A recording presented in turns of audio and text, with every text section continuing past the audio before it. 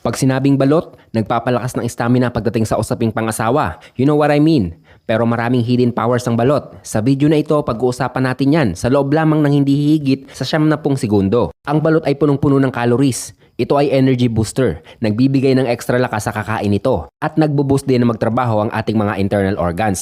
Hindi ko na binuksan ng balot. Ayon yan sa community guidelines ng Facebook. Pinakaiiwasan ko magkaroon ng violation ng ating Facebook page. Ang mahalaga naman dito ay ang mensahe ng video na ito patungkol sa health benefits ng balot. Nakakagulat din na may vitamin C ito at beta-carotene. Powerful na antioxidants na tumutulong mag-alis ng mga free radical sa ating katawan. Dagdag mo pa dyan na may tulong sa ating paningin. Nagpapalakas din ito ng ating resistensya.